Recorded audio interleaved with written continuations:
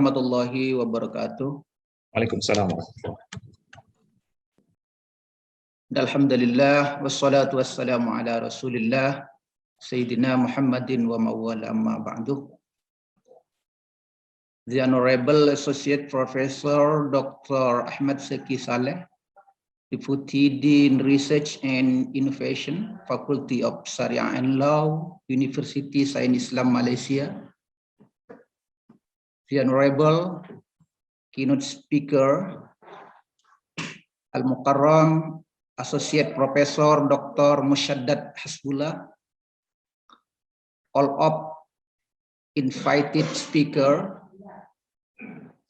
Al-Mukarram Associate Professor Dr. Muhammad Zaharuddin Zakaria, Tuan Encik Zahari Mahad Musa, Bapak Muhammad Lutfi Hakim MHI, as we honor the Honorable all of official on Syariah Faculty in Law, University Sains Islam Malaysia, and Syariah Faculty IAIN Pontianak, that we honor. Ladies and gentlemen, all of lecturer, all of student, all of participant on this webinar that we honor, and thank you for all of committee.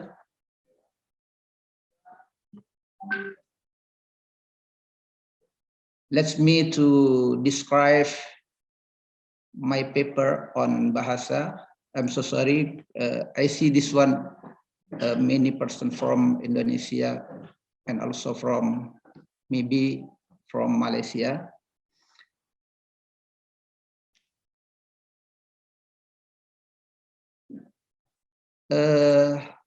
Sorry, Mr. Suhardiman, can I share my screen?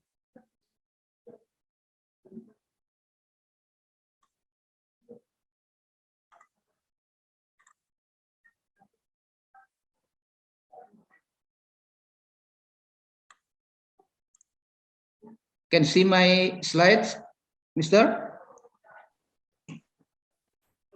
Mr. Suhardiman? Yeah.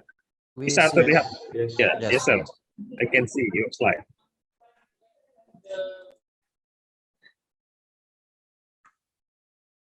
All of participants are that we honor. I'm so sorry. My topic in this seminar about implementation of Islamic inheritance law in Indonesia, penerapan hukum kewarisan Islam di Indonesia. Tema ini bagi kami sangat menarik karena hukum kewarisan Islam memiliki perbedaan yang signifikan dengan hukum kewarisan yang lainnya, baik dari aspek penerapan maupun dari aspek filosofis. Bahwa hukum kewarisan Islam itu memiliki dua dimensi, yakni pertama dimensi vertikal dan yang kedua horizontal. Dari aspek vertikal, hukum kewarisan itu tidak boleh keluar dari Al-Quran dan Sunnah, dan aturan-aturan yang sudah detail dalam Al-Quran dan Sunnah.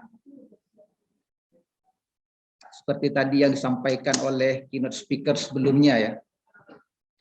Kemudian dari aspek horizontal, tentunya Al-Quran dan Sunnah yang pada hal-hal tertentu masih belum jelas, perlu ditafsirkan, perlu diinterpretasikan.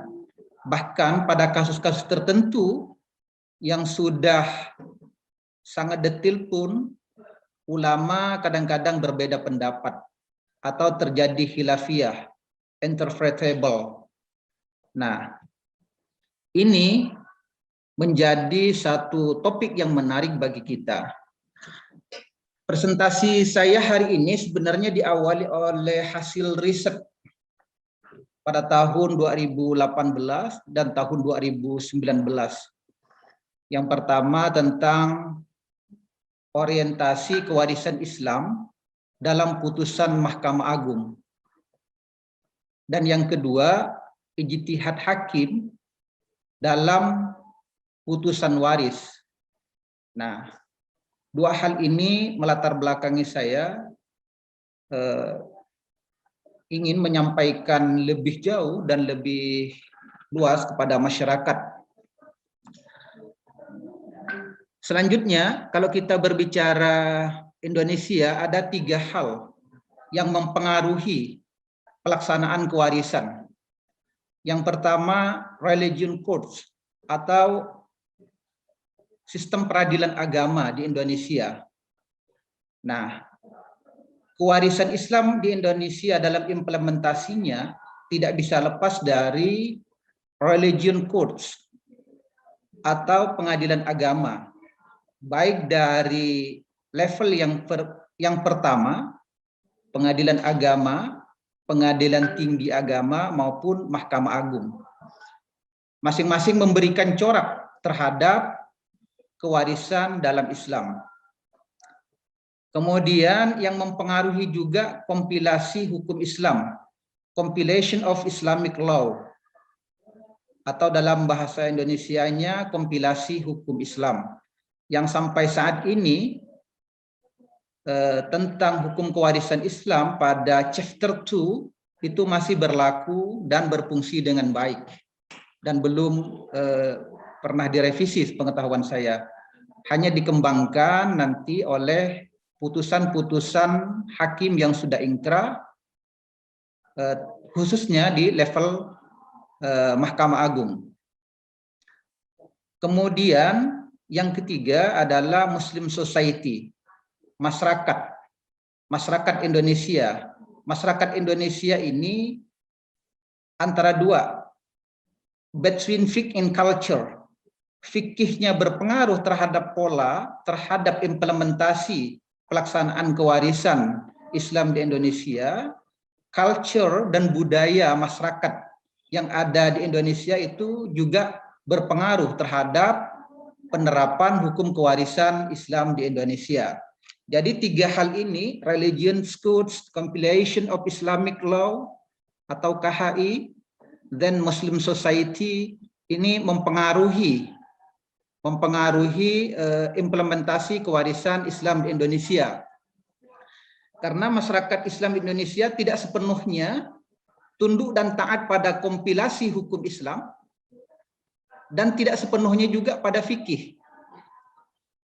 Ada nanti kolaborasi.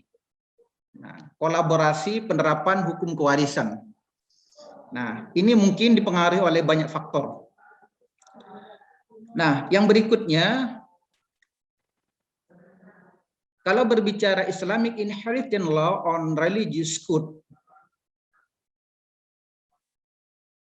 penerapan hukum kewarisan Islam di pengadilan agama, nah ini secara umum sebenarnya kita tahu bahwa di pengadilan agama itu ada 2 model putusan.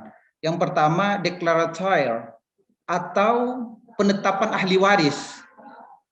Jadi ketika seseorang meninggal, maka ahli warisnya tidak bisa apa-apa, tidak bisa memberdayakan barang atau harta bergerak, khususnya milik orang yang meninggal, sebelum ada putusan ahli waris dari pengadilan.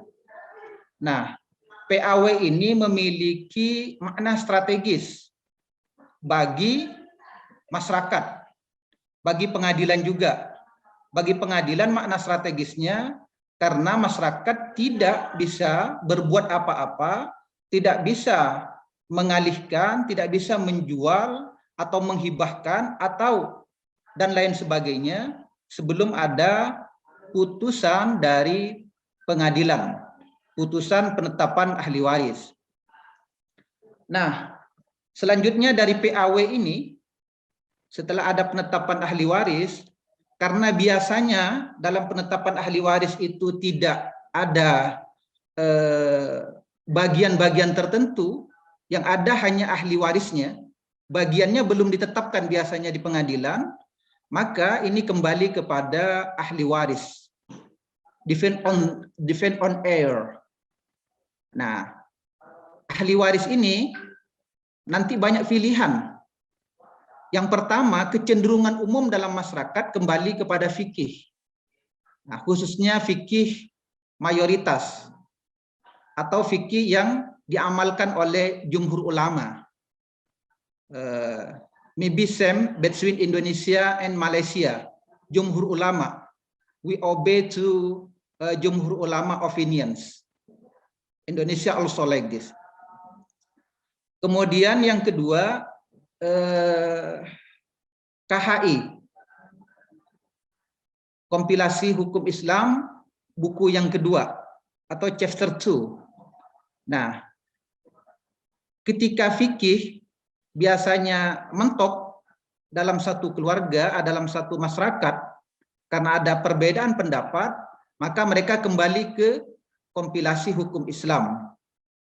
Nah, kalau di KHI ini tidak bisa dieksekusi oleh masyarakat, biasanya mereka melakukan gugat waris. Nah, tetapi kalau KHI ini bisa dieksekusi tanpa gugat waris, biasanya yang dilakukan mengamalkan fikih atau berdasarkan culture yang berkembang dalam masyarakat, kultur masyarakat. Nah, adapun kultur dan fikih nanti di bagian lain saya akan deskripsikan lebih detail kalau ada waktu, kalau cukup waktu ya. Nah, tadi ketika KHI mentok diterapkan dalam satu keluarga untuk pembagian warisan, maka biasanya mereka melakukan gugat waris, inheritance lawsuit. Nah, gugat waris. Nah, ketika masuk di sini, maka hakim memiliki makna yang strategis, memiliki urgensi. Bukan lagi masyarakat yang berselisih mau menerapkan pandangan yang mana, tetapi di sini ijtihad hakimlah yang menentukan kemana akan dibawa satu penetapan waris. Nah, paling tidak di sini biasanya hakim pertama secara normatif berdasarkan KHI pada buku kedua. Kemudian jika mentok di KHI antara dua, hakim-hakim tertentu biasanya kembali kepada fikih. Tapi hakim-hakim tertentu biasanya kembali kepada jurisprudensi putusan, Verdach jurisprudence. Nah, sehingga di sini karena KHI ini masih sangat simple, hakim biasanya tidak sama dalam mengambil sumber mana yang akan diterapkan. Nah, dalam hasil penelitian saya, biasanya hakim-hakim pada pengadilan level pertama itu lebih pada memilih fikih jumhur ulama. Tapi nanti pada level Mahkamah Agung lebih pada jurisprudensi yang pernah diputuskan oleh mereka. Nah, selanjutnya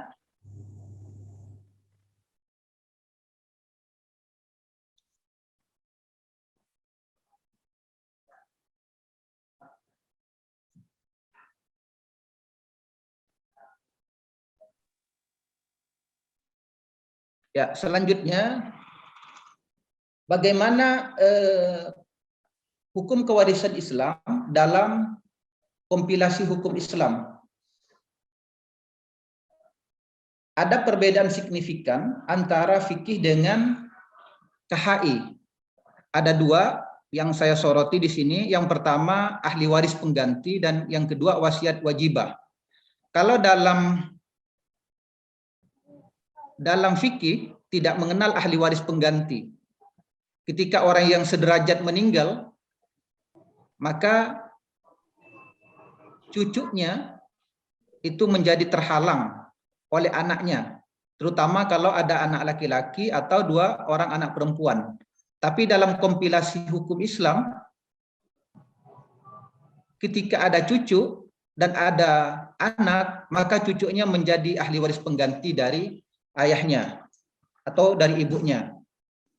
Kemudian yang kedua, wasiat wajibah, mandatory will.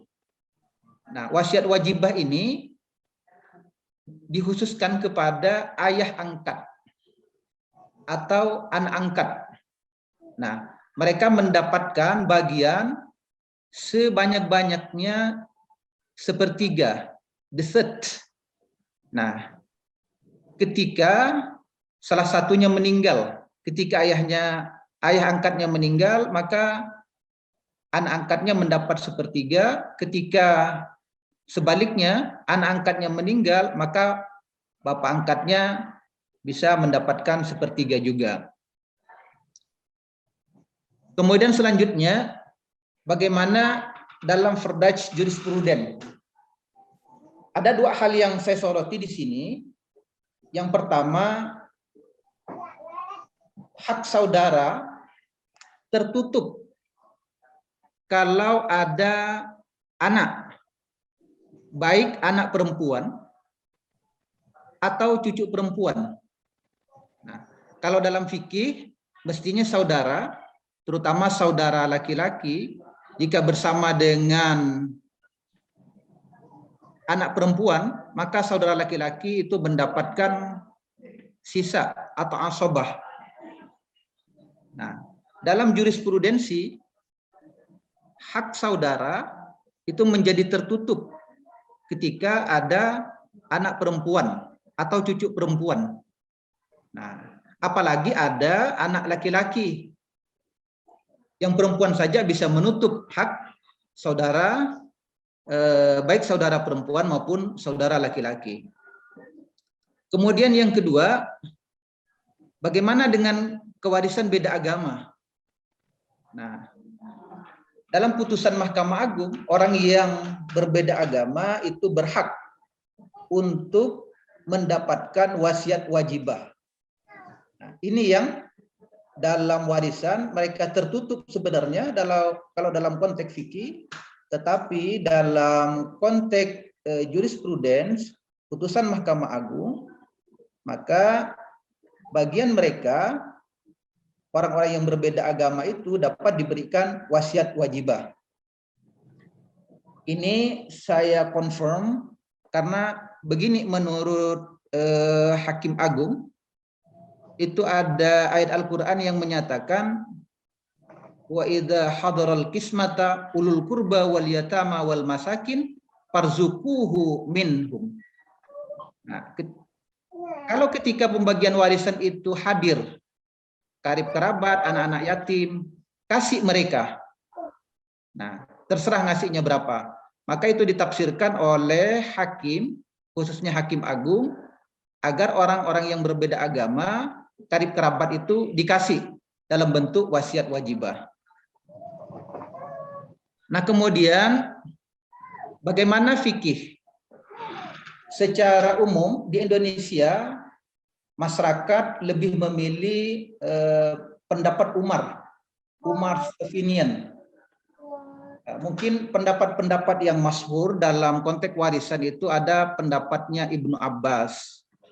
Kemudian ada pendapatnya Umar, kemudian ada jumhur ulama.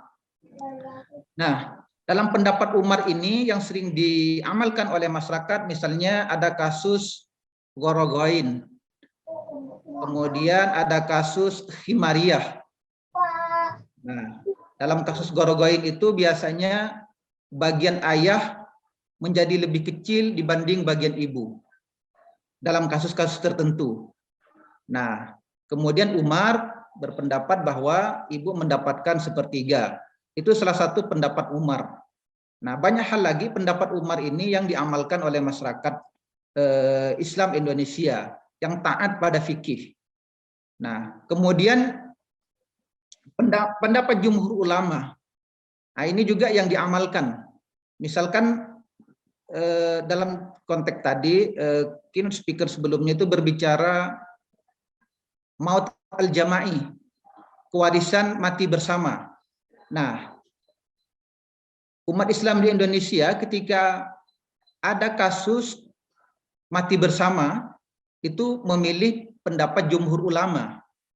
Mati bersama misalnya kalau di Indonesia saat ini yang sangat up to date ya, misalnya kasus Lion, kemudian kasus yang terbaru lagi Sriwijaya. Mereka mati bersama, satu keluarga mati bersama, ada yang ayah ibu, ada yang ayah dan anak dan cucu, ada yang menantu bersama anaknya, bersama mertuanya juga. Nah, itu kasus yang saat ini menjadi sangat naik daun dalam konteks keindonesiaan. Di Kalbar khususnya ya. Sampai saat ini itu menjadi kasus yang sangat rumit. Nah, tetapi masyarakat Indonesia khususnya Kalimantan Barat pada khususnya maksud saya lebih memilih pendapat jumhur ulama. Orang yang mati bersama itu tidak saling mewarisi. Nah, karena itu kaidah dari pendapat jumhur ulama. Kemudian jumhur ulama ini juga misalkan kata aulad. Nah, aulad itu diartikan sebagai anak dalam konteks ayat 11 dan ayat 12. Tapi dalam konteks ayat 176 surat An-Nisa, aulad itu diartikan sebagai anak laki-laki. Nah, aulad ini sebagai anak kemudian dikutip oleh Mahkamah Agung. Nah, sehingga tadi ketika daughter bersama sibling tidak mendapat, karena salah satu argumen dari Mahkamah Agung bahwa aulad itu berhak untuk mendapatkan asobah. Mereka mengambil pendapat jumhur ulama tentang pembagian warisan bagi anak. Itu terkait dengan fikih yang ada di Indonesia. Kemudian bagaimana kewarisan Islam dalam Muslim Society Culture? Ada 3 bentuk yang dominan. Yang pertama taharruj, keluar dari sistem kewarisan Islam, atau mereka keluar tidak mau mendapatkan bagian dengan cara memberikan kepada pihak yang lain. Misalnya yang sudah kaya tidak mau menerima, kasih kepada yang masih miskin. Itu yang pertama. Yang kedua, distribusi kewarisan ketika di antara mereka masih hidup. Distribution of inheritance while still alive. Jadi ketika masih hidup, biasanya orang Indonesia itu sudah berbagi-bagi warisan. Mereka menyebutnya warisan, walaupun secara kaidah fikih tidak masuk kategori. Karena dalam asas kewarisan itu kan harus ada yang meninggal. Kemudian dalam rukun waris mestinya ada deceased, kemudian ada heir, dan ada wealth. Ada harta, ada pewaris, dan ada yang mewarisi. Nah, tetapi ini sudah mentradisi dalam masyarakat. Bagi kewarisan ketika mereka masih hidup. Walaupun secara logis, secara logik keilmuan, terutama keilmuan fikih mawaris, tidak masuk ya, tidak masuk akal begitu, atau tidak masuk dalam kaidah.